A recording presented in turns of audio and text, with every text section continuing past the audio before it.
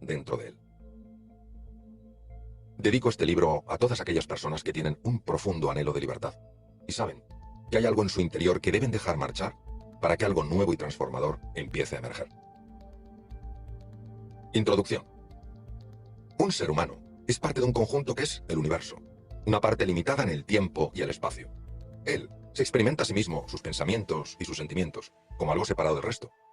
Esto es solo una ilusión óptica de su consciencia. Albert Einstein. Cuando en 1981 las investigaciones del profesor Roger Sperry fueron reconocidas como para que se le otorgara el Premio Nobel de Medicina, el mundo todavía no era consciente del alcance de sus descubrimientos. Lo que él y sus colegas, sobre todo el Dr. Michael Gazzaniga, demostraron es que asociada al cerebro humano no había una únicamente, sino dos. Esto no tendría más relevancia si no fuera porque ambas están con frecuencia enfrentadas. Las conclusiones de las investigaciones del Dr. Sperry y su equipo tienen una repercusión enorme a la hora de entender mejor todos y cada uno de los aspectos de nuestra vida, desde la forma en la que percibimos las cosas hasta nuestra manera de pensar, de sentir y de actuar. El conflicto que existe entre esas dos mentes repercute en la relación que establecemos con nosotros mismos, con los demás, y tiene implicaciones importantes en la salud y en el nivel de prosperidad que disfrutamos. A través de este audiolibro te invito a que me acompañes en un viaje de descubrimiento. Hay un enorme potencial dormido en cada uno de nosotros, y el desafío es saber cómo acceder a él y despertarlo. Si queremos cambiar la forma de pensar, de sentir y actuar, para traer a nuestra vida un nuevo nivel de salud, bienestar, abundancia y felicidad, hemos de descubrir eso que hasta ahora se había mantenido oculto. En todos nosotros existen cosas de las que sí nos estamos dando cuenta, y otras de las que no. No somos conscientes de las imágenes internas que proyectamos constantemente acerca de nosotros mismos, de los demás y del mundo. Si viéramos esas imágenes, entenderíamos por qué nos alteramos por cosas que para nosotros no tienen sentido. También comprenderíamos por qué a veces somos tan hábiles a la hora de ejercer ese autosabotaje que nos priva de cualquier opción de éxito cuando queremos alcanzar determinadas metas. Prestamos atención a lo que se está proyectando en la pantalla de nuestro consciente y estamos completamente ciegos a lo que se está proyectando en la pantalla de nuestro inconsciente. Por eso no entendemos por qué nos sentimos como nos sentimos. Resetea tu mente. Quiere ayudarte a que accedas a eso que se está proyectando en la pantalla de tu inconsciente. Entenderás por qué reaccionas como reaccionas y te darás cuenta de lo que necesitas entrenar para ser alguien que, en lugar de reaccionar, responda. En eso radica tu libertad creativa.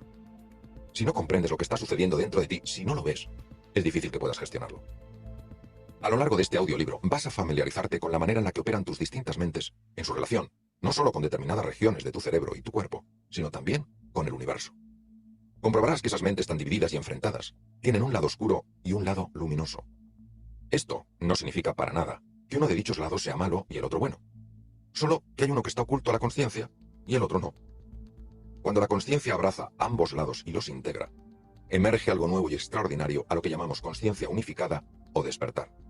También verás que cuando no te sientes capaz de resolver un problema o de hacer frente con éxito a un desafío complejo, la verdadera explicación a lo que te pasa no la vas a encontrar en una supuesta falta de recursos, sino en el hecho de que estás en un estado mental en el que esos recursos que necesitas para tener éxito no los tienes en ese momento disponibles.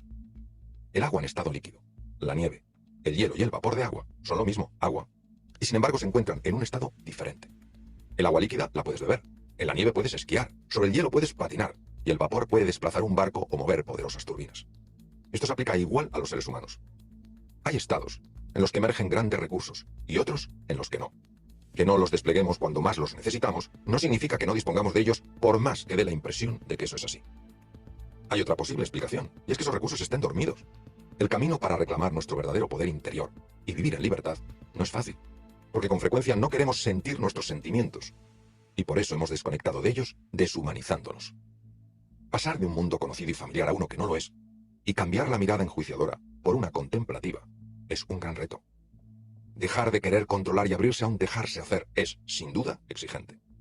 Dejar atrás aquello que nos limitó en el pasado para que puedan hacer un presente y un futuro, que no sean una simple proyección del pasado, va a pedir de nosotros un alto grado de valentía, determinación y compromiso. Quiero ofrecerte un ojo inteligente, para que veas con claridad lo que puede estar sucediendo sin que te estés dando cuenta.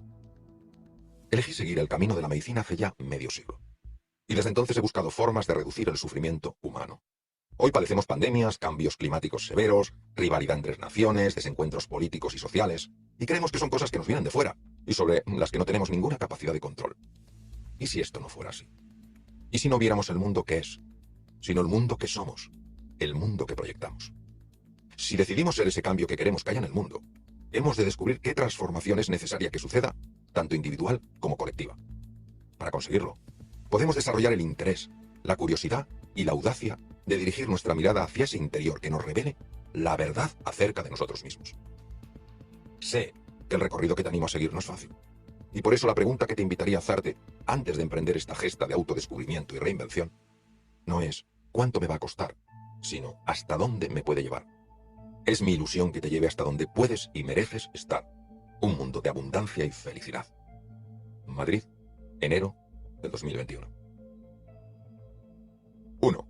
El cerebro humano y nuestros sistemas operativos. Comprender cómo funciona el cerebro humano tiene una extraordinaria importancia para entender la vida mental.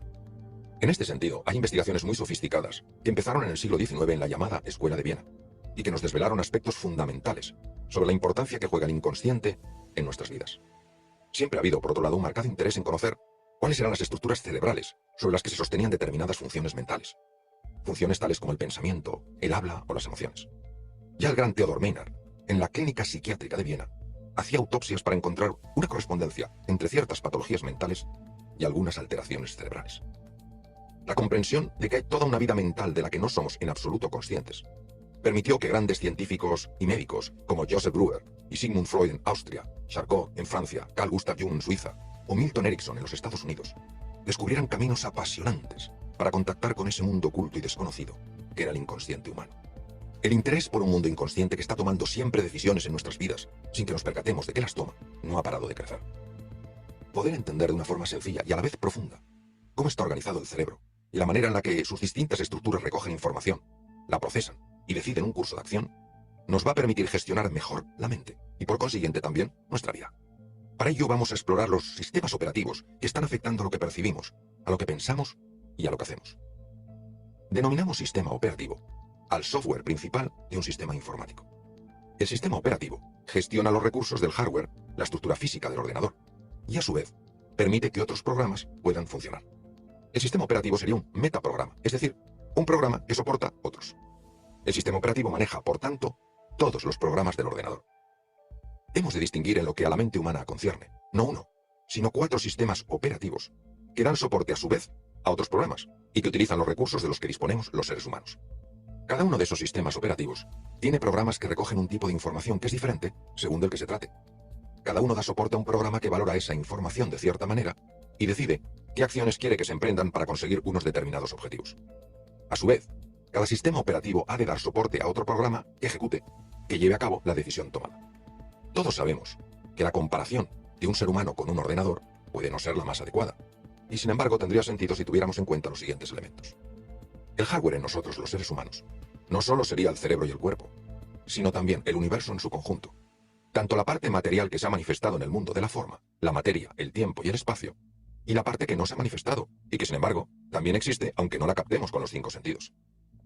El sistema operativo incluiría una serie de programas biológicos y mentales, que estarían en una interacción constante con todo lo existente, se haya manifestado en la realidad física o se encuentre en una realidad no física.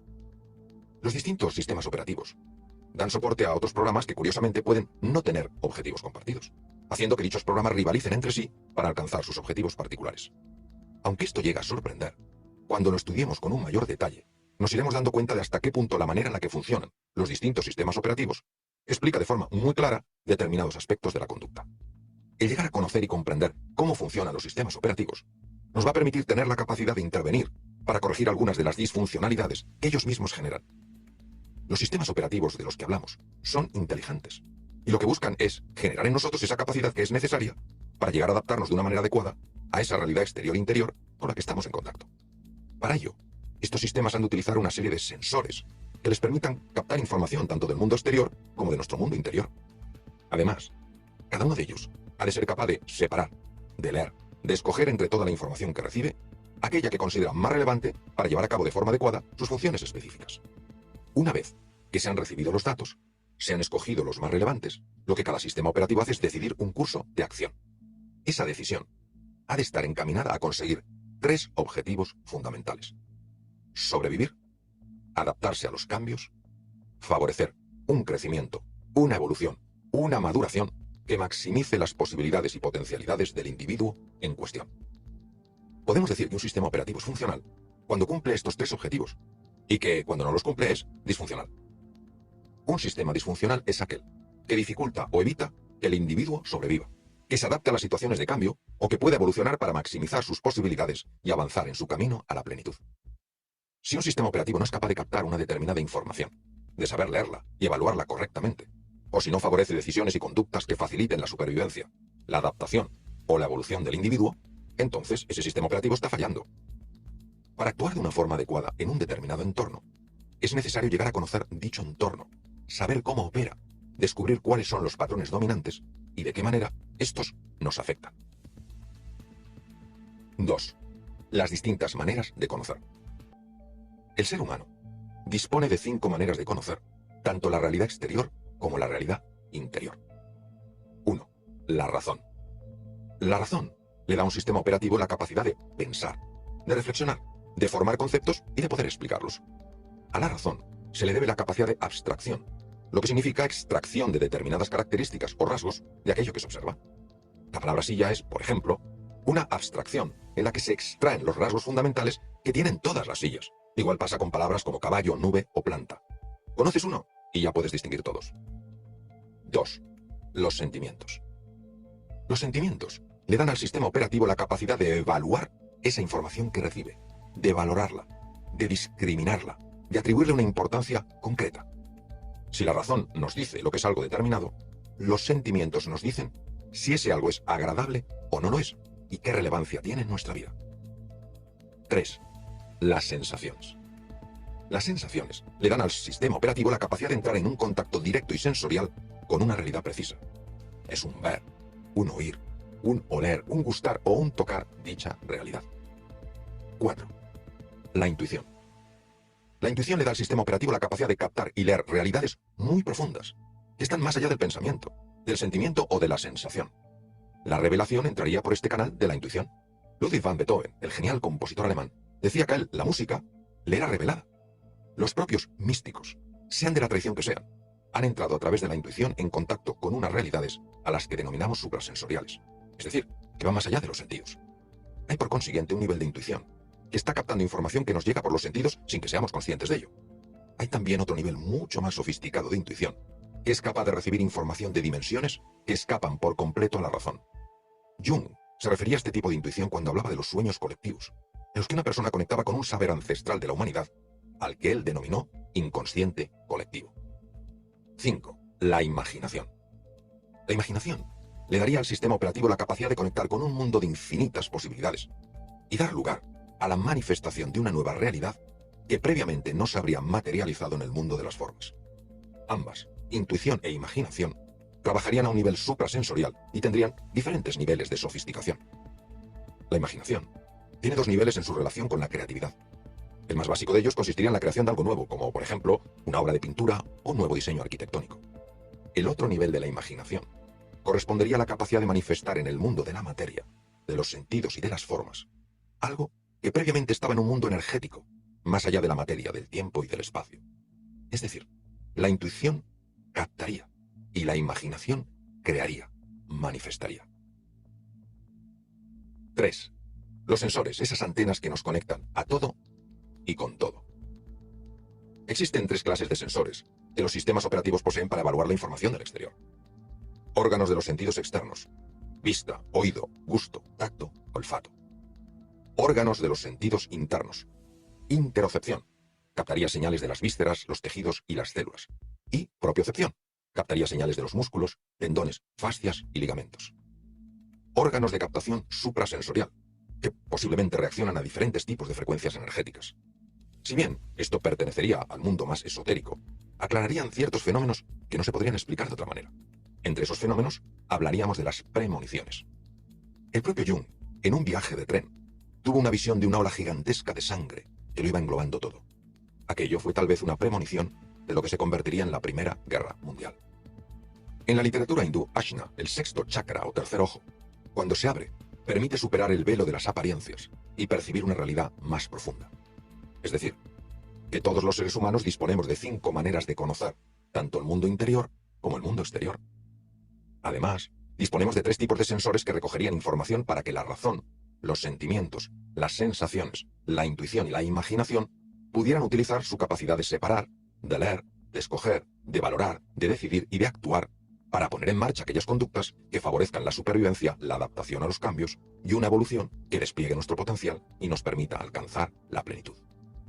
Los sensores y las 5 maneras de conocer están integrados de una determinada manera en los 4 sistemas operativos. Cada uno de ellos recibe información de distintos receptores, la procesa de una forma específica y lanza su propuesta para que se siga un curso de acción concreto. Dado que estos 4 sistemas operativos son esenciales para la supervivencia, nuestra adaptación y nuestra evolución, el hecho de que funcionen o no de modo adecuado tiene un enorme impacto en todos los aspectos de la vida, desde nuestra supervivencia física hasta nuestra prosperidad, bienestar y felicidad. De ahí que su importancia sea tan grande. Los 4 sistemas operativos se asientan en estructuras físicas distintas, aunque estén interconectadas entre sí. Además, al menos uno de esos 4 sistemas, que se encontraría en el hemisferio cerebral derecho, estaría conectado con la dimensión suprasensorial o espiritual de la existencia. Los sistemas operativos están situados en el hipotálamo, el sistema límbico, el hemisferio izquierdo y el hemisferio derecho del cerebro. Aunque los 4 buscan de alguna manera cubrir los 3 objetivos que hemos visto, supervivencia, adaptación y evolución, cada uno de estos objetivos tiene una mayor o menor relevancia y un significado diferente dependiendo del sistema operativo del que se trate. Hipotálamo. Para el hipotálamo, la supervivencia significa comer y evitar que te coman. La adaptación significa reconocer cambios que afecten a la supervivencia física y buscar formas de adaptarse a ellos. La evolución, la maximización de posibilidades, implicaría la reproducción para transmitir los genes a las siguientes generaciones. Sistema límbico. Para el sistema límbico, la supervivencia no solo implicaría comer y evitar ser comido, sino además lograr la generación de vínculos afectivos. La adaptación significaría aprender las reglas y normas culturales que existen y que son necesarias para que la cultura en la que vivimos nos acepte. Para el sistema límbico, la evolución significaría la capacidad de estar más conectado con el placer y menos con el sufrimiento. Hemisferio izquierdo. Para el hemisferio izquierdo, la supervivencia implicaría la permanencia de nuestras ideas, de nuestro punto de vista, de nuestras creencias a lo largo del tiempo. La adaptación implicaría el conocimiento científico de lo que existe en una determinada realidad para describirlo, conceptualizarlo, saber bajo qué principios opera y poder así manipularlo, utilizarlo. Para el hemisferio izquierdo, la evolución significaría utilizar la ciencia y la tecnología que de ella deriva para crear sociedades con un mayor grado de bienestar. Hemisferio derecho. Para el hemisferio derecho, la supervivencia implicaría el reconocimiento de nuevos patrones en entornos que son cambiantes e inciertos. La adaptación significaría el desarrollo de la cooperación a base de empatía y voluntad de encuentro. La evolución significaría la superación de la dualidad y el encuentro con la dimensión más profunda de la existencia. En palabras del gran psicólogo norteamericano Abraham Maslow, sería lo que él denominó la autorrealización. Los budistas hablarían del despertar, y en el cristianismo sería referencia al encuentro con Dios. 4. La importancia de saber qué hacer en los momentos clave. La función principal de los 4 sistemas operativos es saber qué hacer en las distintas circunstancias en las que los seres humanos nos encontramos, para así maximizar las posibilidades de sobrevivir, de adaptarnos a situaciones de cambio y evolucionar. En un árbol, por ejemplo, sus sistemas operativos tendrían que ser capaces de favorecer que éste no muriera, que se pudiera adaptar a diferentes características ambientales y que pudiera crecer hasta alcanzar su máximo desarrollo, su mayor grado de madurez. Lo mismo sucede en un ser humano, aunque con un nivel de sofisticación muchísimo mayor. Si alguno de los sistemas operativos no sabe lo que hay que hacer, entonces se pone en riesgo la supervivencia, la capacidad de adaptarnos a los cambios o nuestra evolución personal. Por eso es esencial que los 4 sistemas operativos reciban la mayor cantidad de información que sea relevante y que además sepan procesarla, leerla y valorarla en su justa medida. También es fundamental que una vez procesada tomen la decisión más adecuada y pongan en marcha la acción más eficiente y eficaz para obtener el resultado buscado. Sabremos que la actuación de cada sistema operativo ha sido la adecuada, se ha sabido qué hacer para protegernos de un peligro que atenta contra nuestra supervivencia. También habrá mostrado su eficiencia un sistema operativo, se ha sabido qué hacer para que hayamos podido adaptarnos a una situación nueva.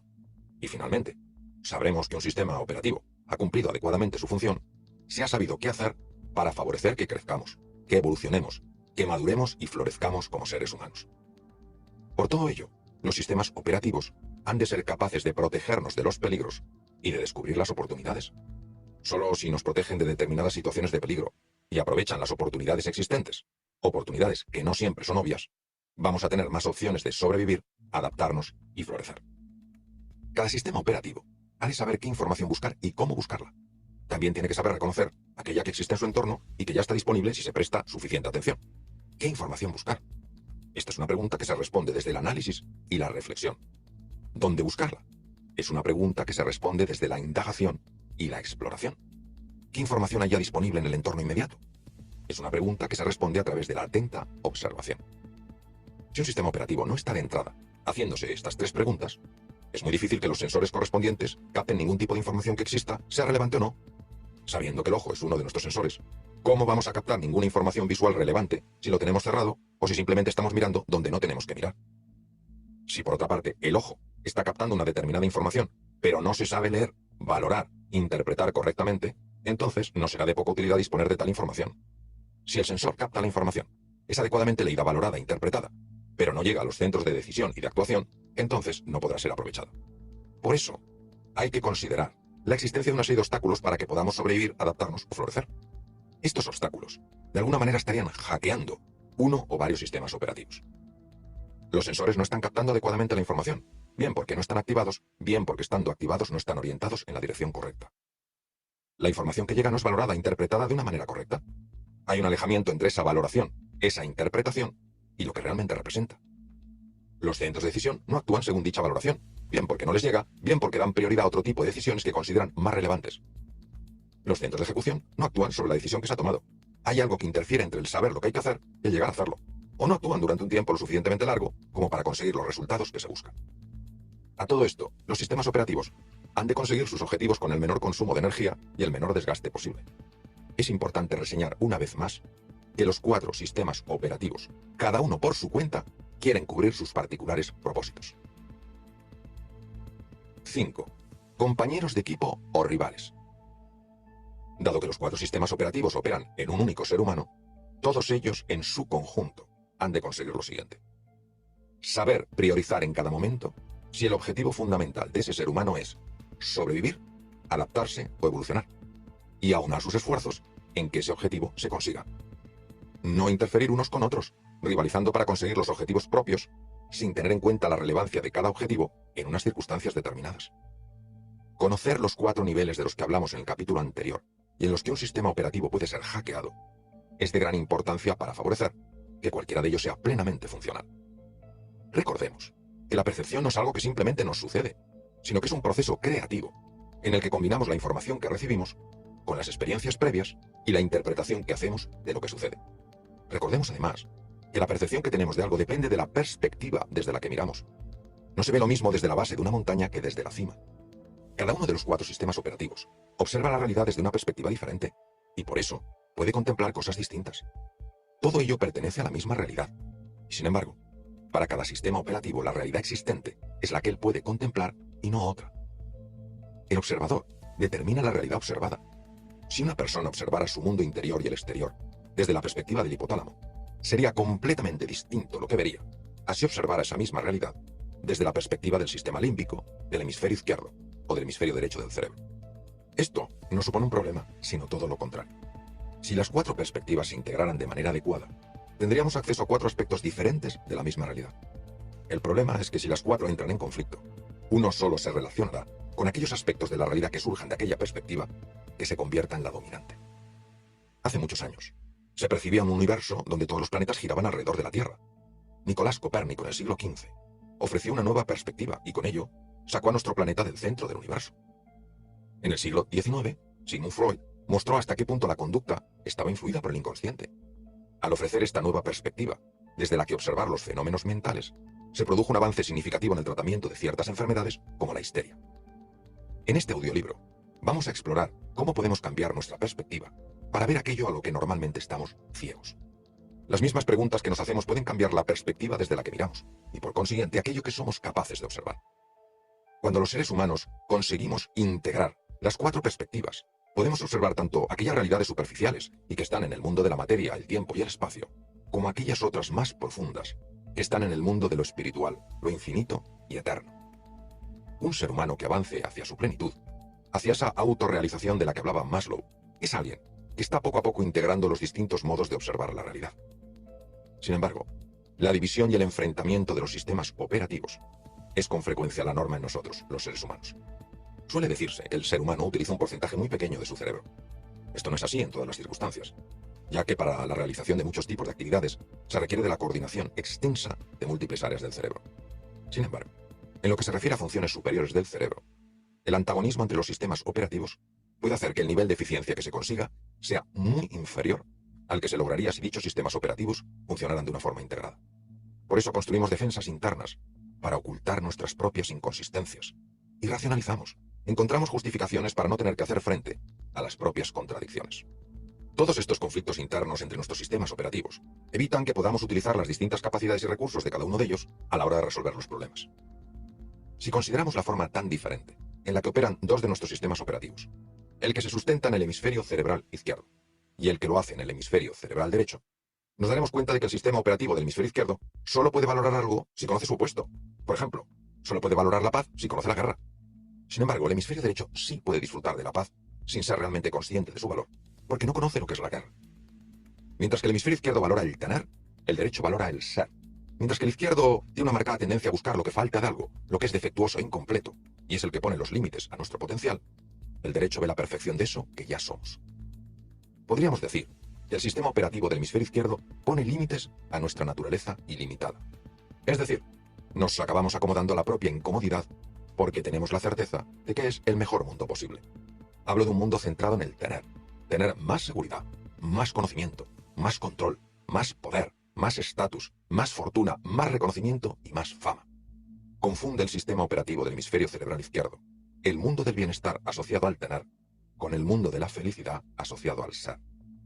Para el sistema operativo del hemisferio izquierdo, serán la utilización del miedo y el uso de la fuerza los que logren los mejores resultados. Para el derecho serán el amor y la armonía los que lo consigan. No podemos caer en la tentación de buscar cuál de los dos hemisferios tiene razón y cuál está equivocado. Si se integran las funciones de ambos, emerge una nueva realidad que no estaba presente en ninguna de las partes. Si para el sistema operativo del hemisferio izquierdo, lo más relevante es el mundo del pensar y del conocer, para el derecho es el experimentar. No le interesa a este sistema el nombre de la cosa, sino la cosa misma, concreta y específica. No le interesa lo que significa o simboliza el concepto sofá, sino lo que se siente sentándose en uno determinado. El hemisferio izquierdo está más relacionado con el mundo de la materia y con la apariencia de las cosas, mientras que el derecho está más en relación con el mundo del espíritu y, por consiguiente, con la dimensión más profunda de las cosas. Dado que el ser humano está conectado tanto con el mundo de la materia como con el del espíritu, necesitamos de ambos hemisferios para movernos de una manera fluida. Si el hemisferio dominante es el izquierdo, tendremos cierto desinterés por las cosas del espíritu y nuestra perspectiva será en exceso materialista. Si el hemisferio derecho es el dominante, tendremos a desinteresarnos por las cosas de la materia y a buscar el alejamiento del mundo. Necesitamos seres humanos que integren ambos mundos y que sean capaces de vivir en el de la materia, pero con una perspectiva espiritual. Esto hará que lo elevado se pueda aterrizar y que la inspiración se convierta en practicidad. Sería ese punto donde una línea vertical se llegara a conectar con una horizontal. Dado que ambos hemisferios del cerebro desarrollan visiones diferentes de una misma realidad y que ambas visiones son complementarias, las mejores decisiones las vamos a tomar si aunamos las dos percepciones. Precisamente es en las áreas ventromediales del cerebro donde se unen la razón y la emoción. Estas áreas son claves en la toma de decisiones. La lesión de las mismas nos convierte en personas que podríamos tomar decisiones en un contexto puramente teórico, pero no hacerlo en un contexto real. El hemisferio izquierdo tiene autoconsciencia, esto es, puede tomar la suficiente distancia como para observarse a sí mismo. El hemisferio derecho no tiene autoconsciencia, no puede observarse a sí mismo y por consiguiente necesita al izquierdo para observarse. Esta autoobservación posee un gran poder transformador. Es cuando abandonamos el mundo conocido y familiar, centrado en la seguridad, el control, el estatus, la pertenencia al grupo y el reconocimiento, y pasamos a uno desconocido, cuando empezamos a sentirnos confusos, desnudos, vulnerables y perdidos. Por ello, en esos momentos hemos de encontrar algo que nos ayude a sentirnos confiados y seguros. 6. El id, ese dinosaurio que vive dentro de nosotros. El primer sistema operativo está en el hipotálamo. El hipotálamo es una estructura muy pequeña del tamaño aproximado de un guisante grande, que se encuentra en la base del encéfalo. Se trata de una estructura muy antigua, que estaba ya presente en los dinosaurios, y que por supuesto también está presente en los reptiles actuales. El hipotálamo está compuesto por una serie de núcleos que llevan a cabo funciones diferentes, y es una parte fundamental de lo que se considera como cerebro reptiliano, nombre que acuñó el Dr. Paul MacLean. El hipotálamo es una de las estructuras cerebrales que más rápidamente madura en un recién nacido, sea un chimpancé, sea un ser humano. Su importancia es máxima, porque su función es asegurar las funciones vitales del organismo. El patólogo y humanista Karl von Rokitansky, de origen checo, fue la primera persona que ya en el siglo XIX dijo que el hipotálamo era el lugar desde el que se originaba esa reacción a la que un siglo después el Dr. Hans Selye bautizaría como reacción de estrés. El hipotálamo es la estructura clave en el control de la homeostasis o equilibrio interno del organismo. Por eso ahí están el centro del hambre y el centro de la sed. Desde aquí también se regula la temperatura corporal, las funciones sexuales y la reacción al estrés. Al ser el hipotálamo el centro de control homeostático del organismo, nada sucede en el cuerpo de lo que no se entere. Sigmund Freud localizó los instintos primarios del hombre en el hipotálamo y lo denominó primero el ello y después el id, influido por la lectura de las obras de Nietzsche. El hipotálamo puede ser el origen de reacciones de extrema ira y ser el origen de la denominada úlcera de estrés o úlcera de Cushing, en honor de Harvey Cushing, un gran neurocirujano norteamericano. De alguna manera el hipotálamo busca la satisfacción inmediata de una serie de necesidades, sin prestar demasiada atención a las consecuencias.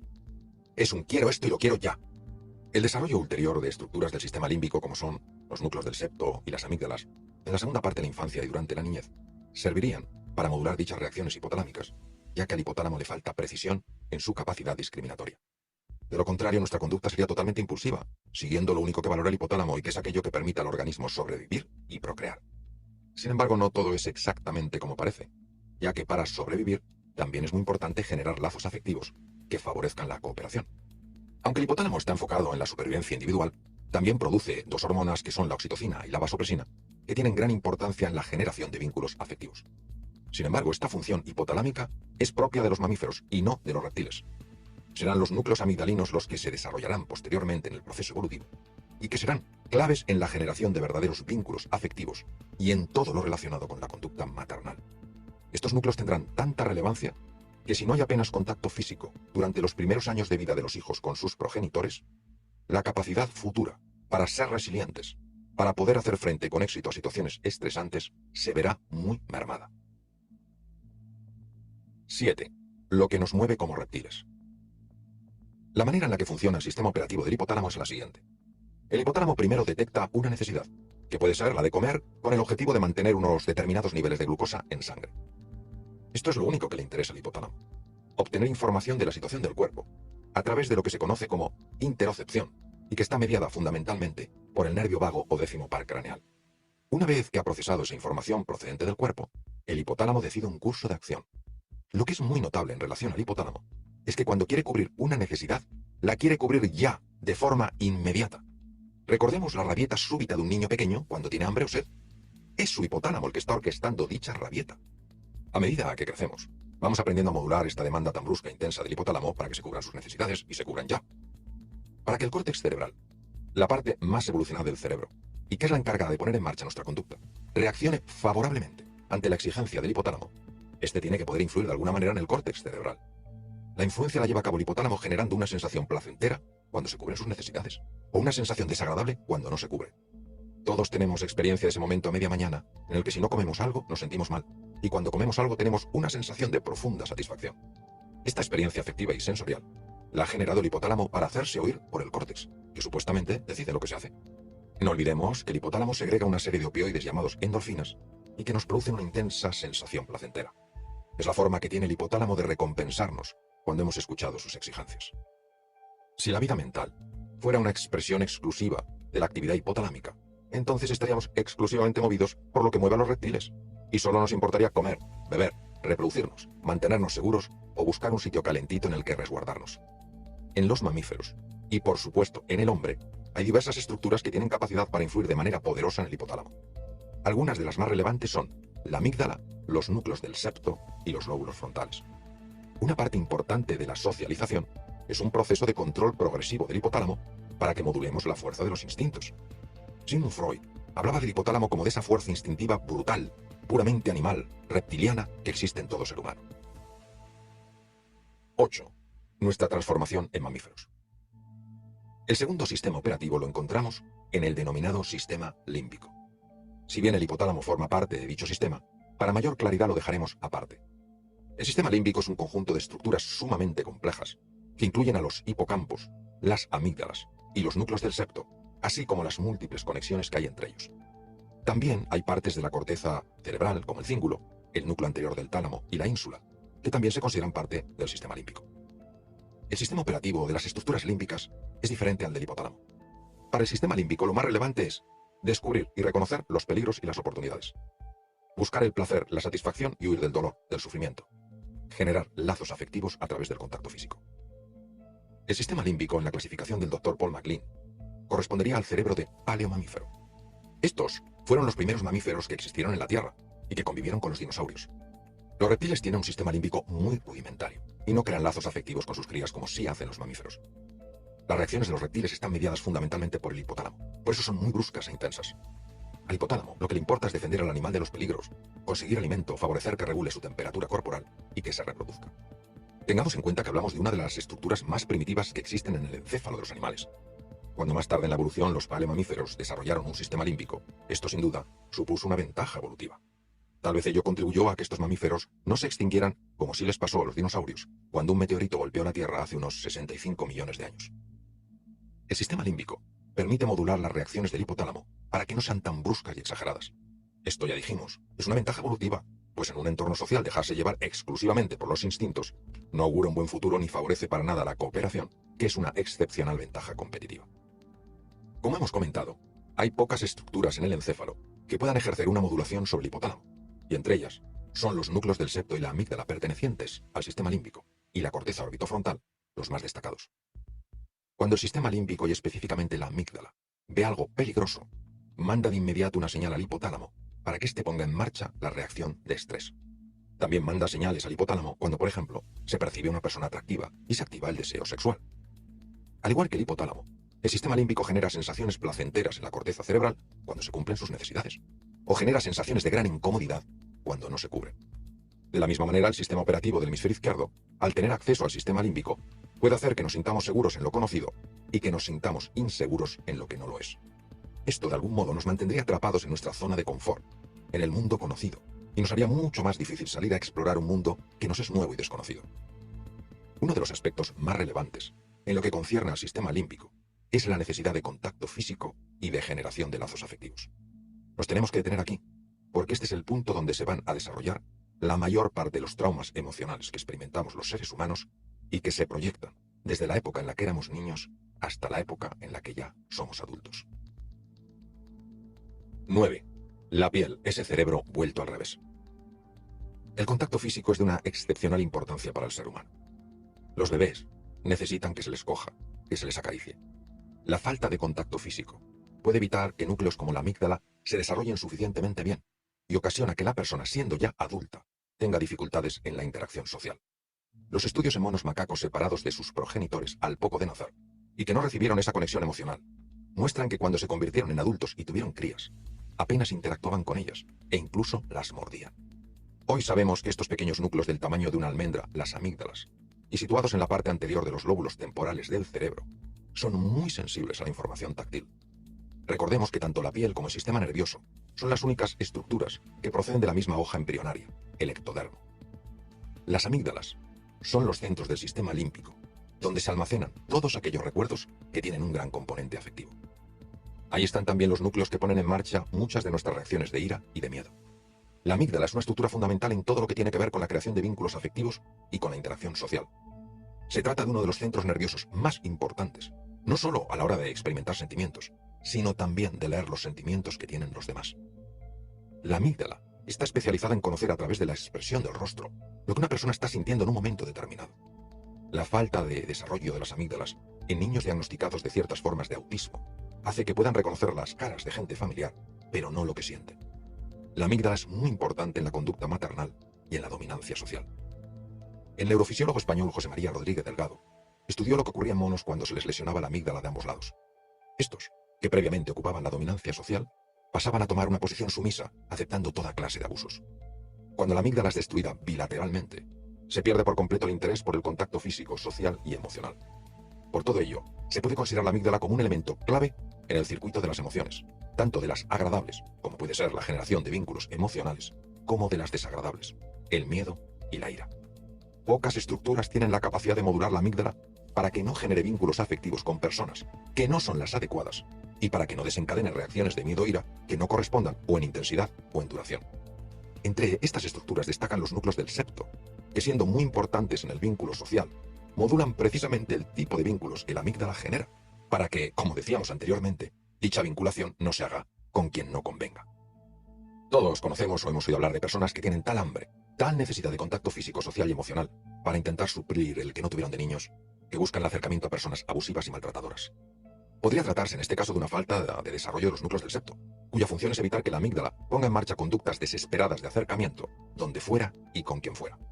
Son, en este sentido, bastante impactantes los estudios con gatos, a los que se les habían dañado los núcleos del septo, y que se acercaban a perros para intentar crear vínculos afectivos.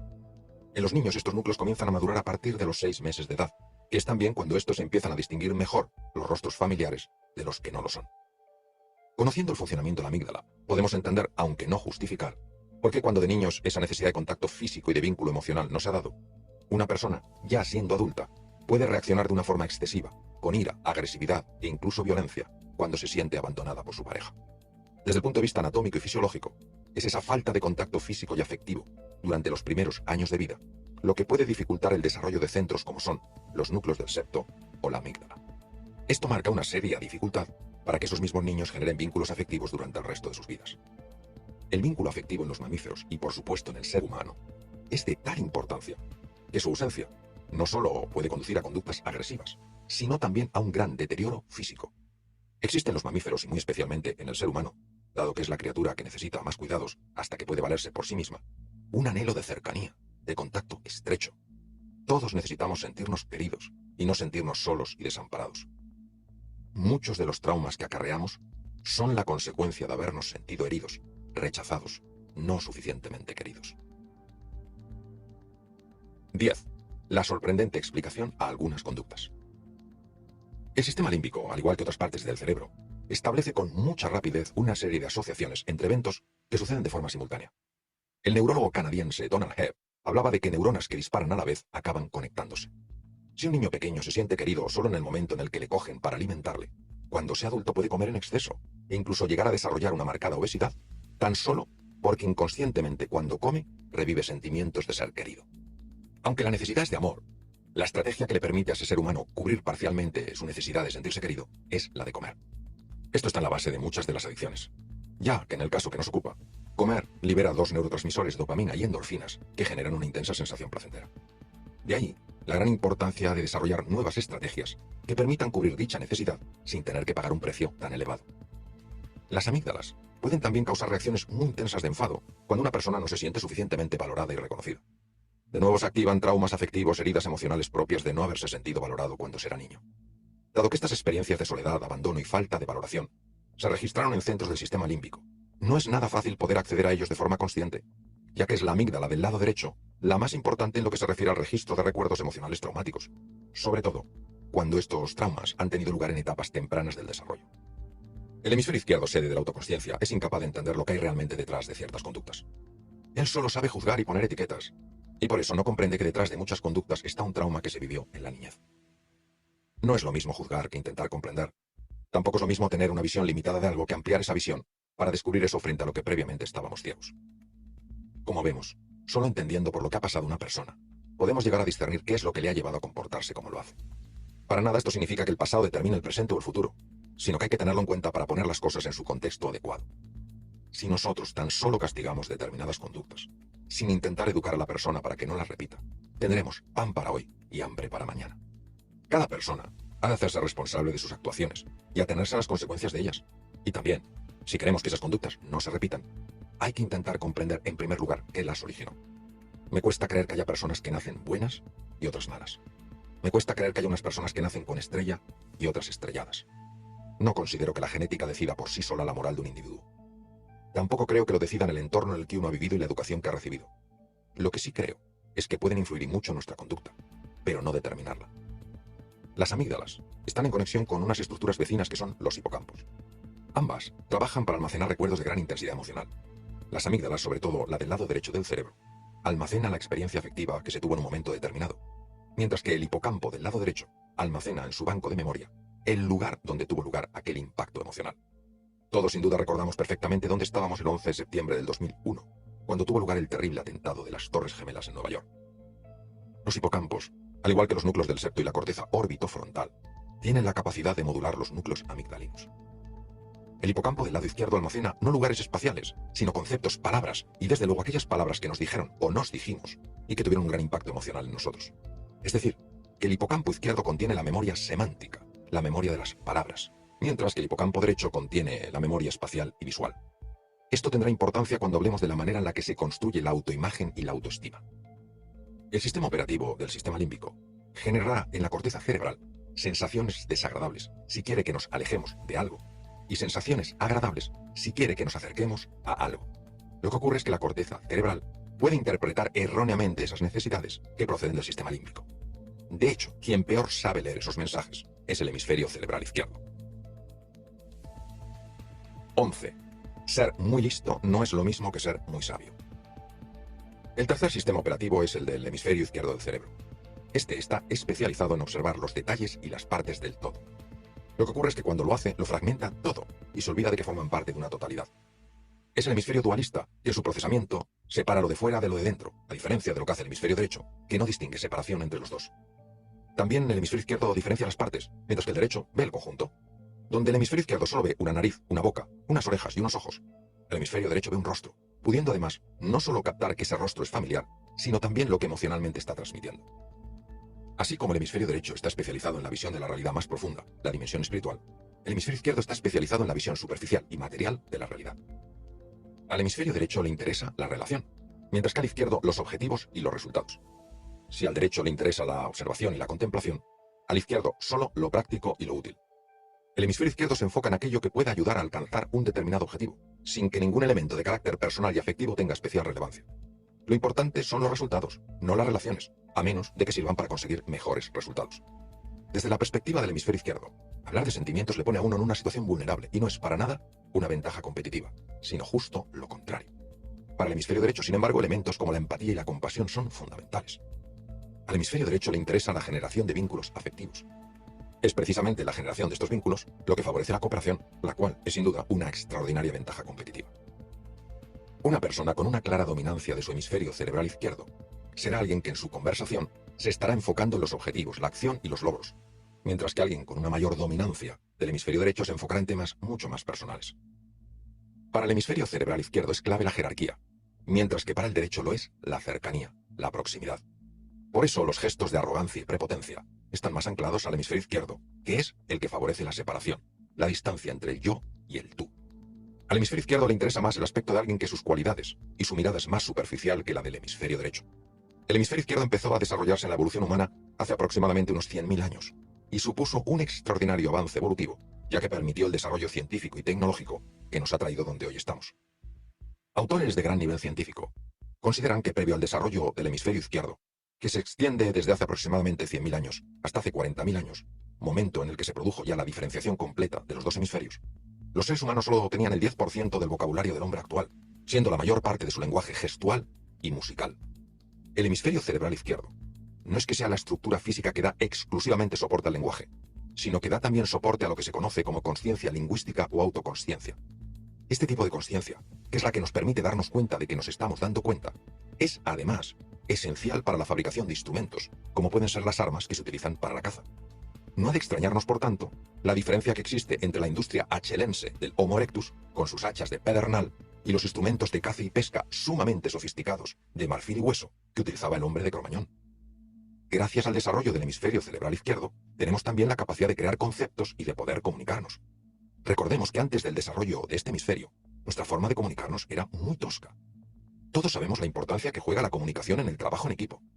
Imaginemos la ventaja competitiva que tendría para el hombre de Cromañón su capacidad de comunicarse con gran precisión a la hora de organizar una cacería para batir a un mamut o a un mastodonte.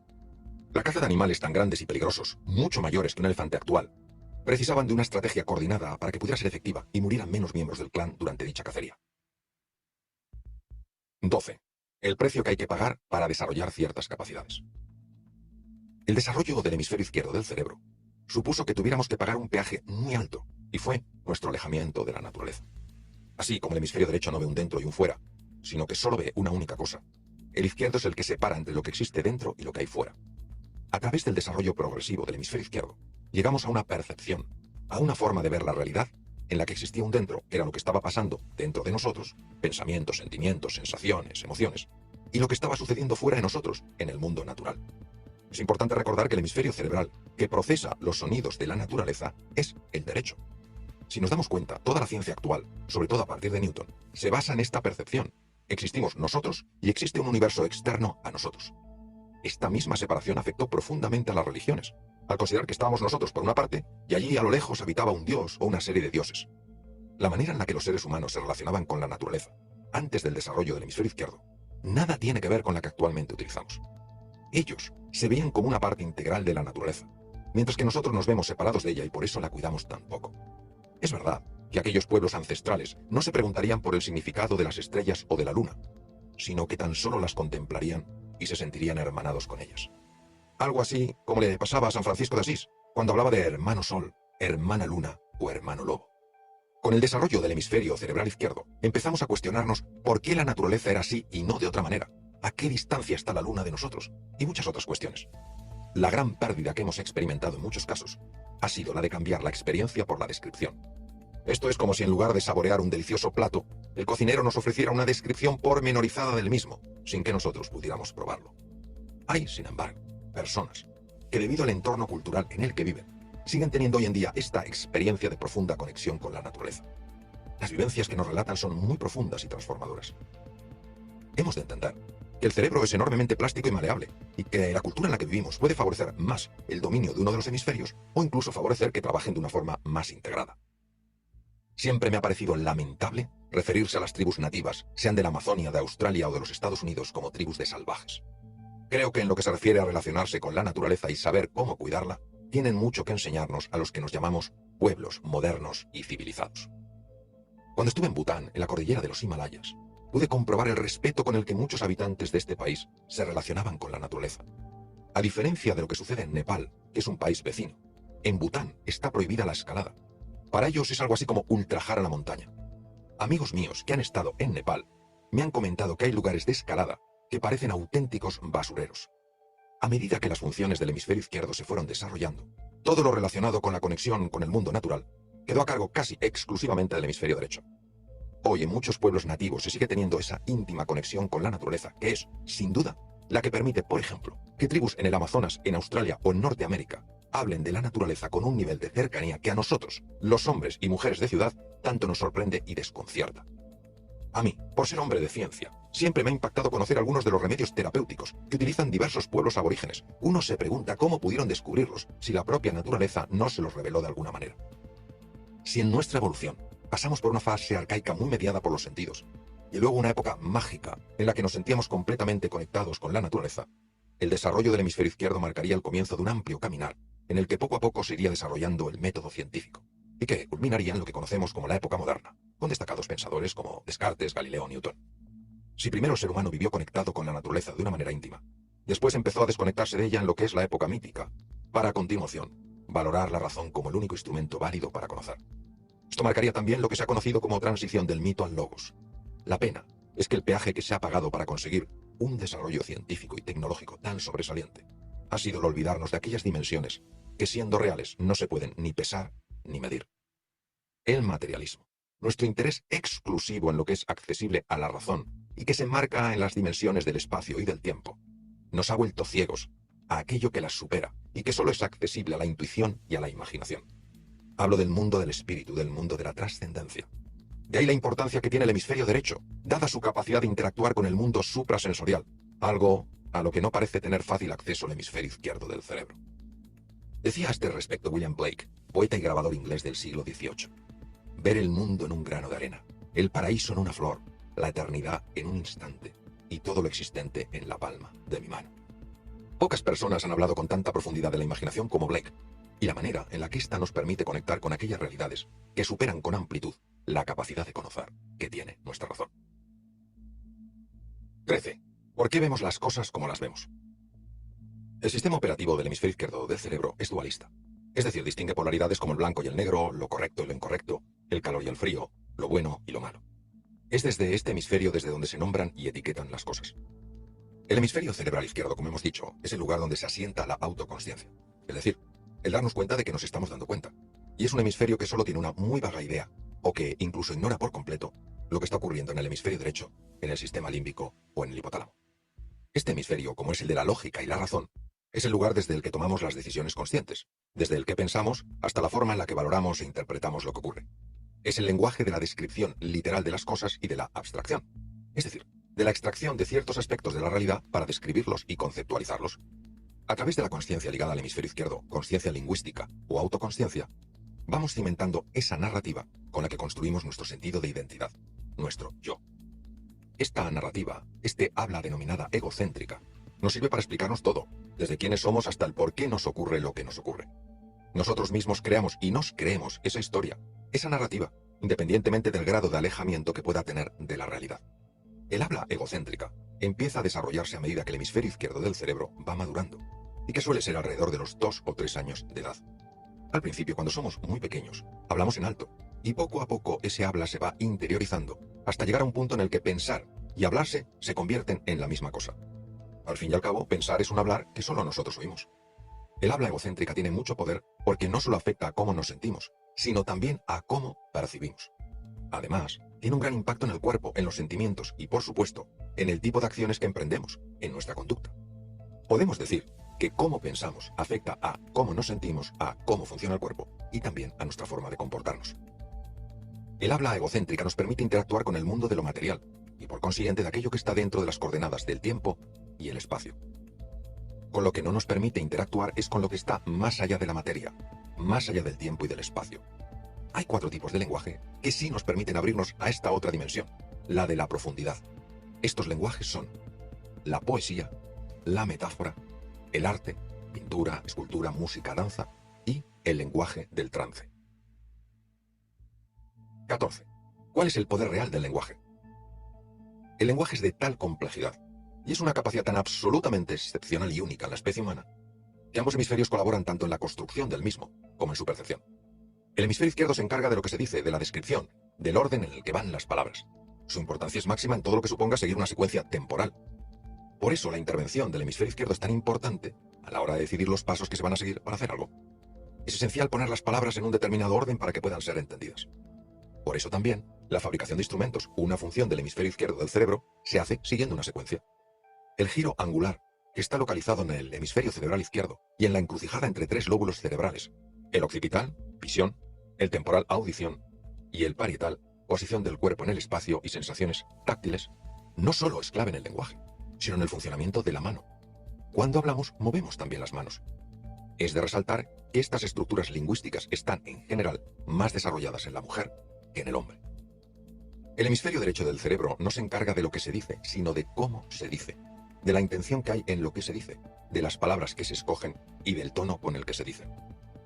Todo ello está reflejando el estado emocional de una persona. Las áreas del hemisferio derecho que forman parte del lenguaje procesan no el significado de las palabras, sino la forma de decirlas. El hemisferio cerebral derecho también procesa la música y el canto. Pacientes con lesiones en las áreas del lenguaje que corresponden al hemisferio izquierdo pueden no ser capaces de hablar y, sin embargo, sí pueden cantar. En el lóbulo temporal del hemisferio cerebral derecho hay áreas especializadas en la captación melódica del lenguaje, mientras que en el lóbulo frontal derecho hay otras áreas que son las encargadas de la entonación melódica. Dicho de otra manera, el hemisferio izquierdo hablaría en prosa y entendería las palabras de una forma literal, teniendo en cuenta lo que las distintas palabras significan, mientras que el derecho hablaría de una forma poética y captaría las imágenes, las sensaciones, los sentimientos y los símbolos a los que hacen referencia esas mismas palabras. Durante nuestra evolución como especie, hemos pasado de hablar en poesía a hablar en prosa. El hemisferio derecho presta, además, atención al contexto en el que se está diciendo lo que se está diciendo. No se valora de la misma manera una cosa u otra si se tiene en cuenta las circunstancias en las que se está diciendo lo que se está diciendo. Si yo le digo a alguien, no te aguanto, esto que yo he dicho no tiene el mismo impacto si la persona a la que se lo digo sabe que estoy teniendo por distintos motivos un día horrible o si se lo digo estando completamente sereno. El contexto tiene una enorme importancia en la manera en la que evaluamos las cosas y, por consiguiente, en el modo en el que nos sentimos. El hemisferio izquierdo entiende lo que se dice de una forma completamente literal. Es un no te aguanto y punto. El derecho entiende lo que se dice dentro de un contexto, es decir, no me aguanta porque ahora está de los nervios y no aguanta nada, ni siquiera se aguanta a sí mismo. Aquellas personas que tienen una dominancia clara de su hemisferio cerebral izquierdo tienden a entenderlo todo de forma literal, sin tener en cuenta el contexto, mientras que aquellas que tienen una mayor dominancia del hemisferio cerebral derecho entienden lo que se dice dentro del contexto en el que se está diciendo lo que se dice. A los primeros les es más difícil entender lo que es una broma que a los segundos. 15. ¿Dónde está la diferencia entre sentimientos y emociones? El psicólogo social Stanley Schachter, de la Universidad de Columbia en Nueva York, hizo en los años 60 un estudio fascinante en este sentido, que muestra la importancia de ser consciente del impacto que tiene el contexto en el tipo de sentimientos que tenemos. A un grupo de voluntarios, todos varones, les dividió en dos grupos. A uno de estos grupos les dijo que iba a entrar en el laboratorio un animal peligroso, y al otro que iba a entrar una mujer muy guapa. Después, Schachter les inyectó adrenalina, sin que ellos supieran lo que era. La adrenalina se libera cuando se activa el sistema nervioso simpático en la reacción de estrés. Los voluntarios empezaron a notar cómo se les aceleraba el corazón y respiraban con mayor frecuencia. Cuando el doctor Schachter les preguntó lo que estaban sintiendo, las respuestas de los dos grupos fueron completamente diferentes. Los miembros del primer grupo, que eran los que estaban esperando que apareciera un animal peligroso, dijeron que sentían miedo. Los del segundo grupo, que esperaban la aparición de una mujer muy guapa, sentían entusiasmo. Esto es muy interesante y tiene importantísimas connotaciones. Lo que sentimos no depende tan solo de lo que esté ocurriendo en el cuerpo y en nuestra fisiología, sino también y fundamentalmente de las expectativas y de cómo estamos valorando una determinada situación. Estos hallazgos añaden algo de gran importancia al conocimiento de las emociones, que ya había aportado la teoría de Cannon-Bard. Esta teoría fue revolucionaria en su época, porque sostenía que lo primero que ocurría en relación con la experiencia de las emociones era que el cuerpo ponía en marcha una serie de cambios fisiológicos cuando se veía en peligro, y era solo entonces cuando nosotros conscientemente percibíamos un sentimiento como podía ser el miedo. Lo que aportó Stanley Schachter fue que la lectura de lo que pasaba en el cuerpo, emoción, y que generaba en nosotros una percepción consciente, sentimiento, podía ser alterada dependiendo del contexto y de la forma de interpretarlo a través del lenguaje. Hoy, gracias sobre todo a los trabajos del doctor Antonio Damasio, sabemos que la percepción consciente de las emociones, que es a lo que llamamos sentimientos, tiene lugar en un área del cerebro llamada ínsula de Ryle. A la ínsula le llega tanto la información del cuerpo, emoción, como la de la corteza cerebral de los lóbulos frontales, interpretación, valoración a través del lenguaje, dependiente del hemisferio cerebral izquierdo. El resultado de ello es el sentimiento. Sería algo así como si la emoción fuera un líquido de color amarillo y la valoración, la interpretación, fuera un líquido de color azul. Y al juntarse en la ínsula de Ryle, aparecería un nuevo color que es el verde y que correspondería al sentimiento. Un sentimiento sería, por consiguiente, una valoración consciente de si una determinada situación nos está invitando a acercarnos o a alejarnos. La percepción, la valoración inconsciente de una determinada situación potencialmente peligrosa, tiene lugar en la amígdala, que es la que hace que el hipotálamo orqueste a partir de dicha valoración una respuesta fisiológica del organismo para que huyamos, ataquemos o nos quedemos bloqueados. Esta reacción fisiológica llegaría a su vez a la ínsula haciendo que sintamos miedo. 16. ¿De qué manera toma el cerebro las decisiones? El hemisferio izquierdo del cerebro está sometido a muchas presiones, tanto por parte del hemisferio derecho como por parte del sistema límbico y del hipotálamo. Estas presiones tienen como objetivo que el hemisferio izquierdo tome ciertas decisiones y que ponga en marcha algunas conductas que cubran las necesidades del hemisferio derecho, del sistema límbico o del hipotálamo. Esas presiones las notamos conscientemente en el hemisferio izquierdo como una sensación de incomodidad hasta que cubrimos dichas necesidades. Si nuestra conducta consigue cubrir las necesidades que nos está transmitiendo el hemisferio derecho, el sistema límbico o el hipotálamo, entonces seremos recompensados con una sensación de placer por la liberación de opiáceos internos. Poníamos antes como ejemplo el buscar algo para comer a fin de cubrir las necesidades que tiene el hipotálamo de subir los niveles de glucosa en la sangre cuando estos son bajos. Todos hemos experimentado las sensaciones agradables que aparecen después de haber satisfecho esta necesidad. Sin embargo, lo más interesante sucede cuando tomamos decisiones que no sabemos por qué las hemos tomado, o cuando nos sentimos atraídos por cosas que no nos convienen, o repelidos por cosas que sí. Pongamos, por ejemplo, esas situaciones en las que da la sensación de que uno elige como compañero a quien no debe, o rechaza a quien más le conviene.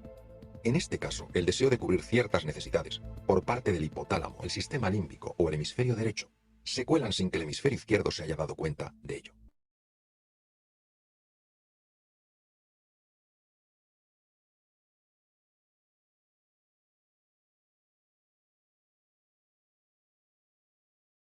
A ver que nos estamos dando cuenta. Por eso sus actuaciones no pertenecen al mundo consciente, sino al inconsciente. Imaginemos que el hemisferio cerebral izquierdo es el conductor de un coche que compite en el París-Dakar, la tradicional prueba automovilística. El conductor quiere acabar el primero y ese es su objetivo. Por eso tiene que estar muy atento y conducir con gran precisión.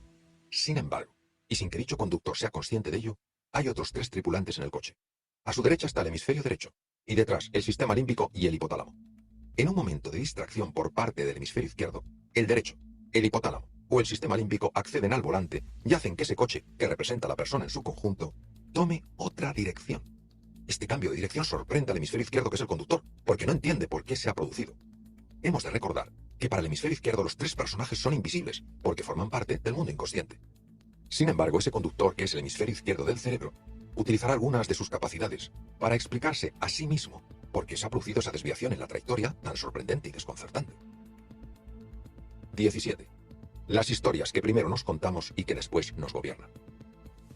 Todos nos autodefinimos de acuerdo a cómo somos tratados. De alguna manera nos vemos reflejados en la forma en la que otras personas interactúan con nosotros. Es a partir de esto como construimos las narrativas que van siendo cuidadosamente recogidas en la parte del sistema límbico que corresponde a la amígdala y al hipocampo del lado izquierdo. La forma de evaluar las cosas, de interpretarlas, sea o no consistente con la realidad, se convierten para nosotros en la única verdad. Por eso es tan fácil quedar atrapado en la propia narrativa, en lo que uno se cuenta a sí mismo y que ni siquiera se llega a cuestionar. Esta narrativa empieza también a conformar lo que será nuestra zona de confort, ya que empezamos a familiarizarnos más y más con esa descripción que vamos haciendo de nosotros mismos. Si hay algo que define fundamentalmente a la zona de confort, no es otra cosa que el tratarse de una zona que nos es muy familiar. El hemisferio cerebral izquierdo tiende a ser más cauteloso a la hora de probar cosas nuevas, mientras que al hemisferio derecho le gusta la aventura y la exploración, porque sabe que son la antesala del descubrimiento y el aprendizaje. Al hemisferio izquierdo le interesa mucho conocer, saber, acumular conocimiento y demostrar lo mucho que sabe. Sin embargo, la aplicación práctica de dicho conocimiento, el verdadero trabajo de campo, no es algo que le interese tanto. Le importa mucho más saber que saber hacer. El hemisferio izquierdo es, como diría el Dr. Michael Gazzaniga, ese intérprete que construye una narrativa plausible para explicarnos a nosotros mismos por qué sentimos lo que sentimos. Además, tiene la capacidad de informarnos con detalle de la naturaleza de las cosas por medio del análisis. Sin embargo, tiene una tendencia muy marcada a quedarse en los límites de lo conocido, en el mapa. Solo el hemisferio derecho del cerebro consigue, a través de la contemplación, que se le revele la naturaleza más profunda de las cosas. El derecho es el que está diseñado para salirse precisamente del mapa y conocer el territorio. El problema no reside en que ambos hemisferios cerebrales se muevan en campos tan distintos como puede ser el mapa y el territorio. El problema es que el hemisferio izquierdo cree que la solución a todos los problemas hay que encontrarla dentro del mapa, cuando la realidad es que donde se encuentran suele ser fuera. De ahí la conocida expresión pensar fuera de la caja. Dado que el hemisferio izquierdo del cerebro tiende a estructurarlo todo, también suele actuar con patrones fijos de respuesta. Su universo es el mundo del juicio y de la generación de etiquetas. Su tendencia a poner etiquetas no solo se aplica a las cosas, también a las personas. De ahí comentarios como, es un borde, eres una perezosa, eres torpe. Cuando detrás del verbo ser ponemos un calificativo, estamos etiquetando. Igual de etiqueta es decir, es una silla, que decir, es un incapaz. A la silla no le pasa nada porque se la encasille. Sin embargo, a una persona sí, porque si se cree su etiqueta, tenderá a ajustarse a ella. Las etiquetas son muy útiles, porque nos permiten un manejo rápido de las cosas y un control eficiente. No obstante, cuando se aplican a las personas, implican una reducción de nivel, una cosificación. Si el hemisferio izquierdo del cerebro es el que conoce los procesos químicos, el derecho es el que comprende la esencia de la alquimia. Es este hemisferio, el derecho, el que puede conectar con lo más íntimo y recóndito de la naturaleza, con su verdadera esencia, no con su apariencia. Por eso el derecho puede conocer realidades suprasensibles. La naturaleza se hace inteligible, comprensible, cuando sabemos cómo hay que mirar. Lo que sucede es que nosotros estamos habituados a prestar mucha más atención a cómo mira el hemisferio cerebral izquierdo que a cómo lo hace el derecho. Como el observador siempre está influyendo en lo observado, la forma de observar del hemisferio izquierdo hace que siempre viva atrapado en la misma realidad racional, lógica y medible. 18. Una ventana al infinito. El hemisferio derecho es capaz de mirar todo aquello que trasciende, que va más allá de la lógica. El sistema operativo del hemisferio cerebral izquierdo nos ayuda al conocimiento del mundo, mientras que el derecho nos permite la comprensión de ese mismo mundo. La naturaleza no se oculta ante nuestros ojos.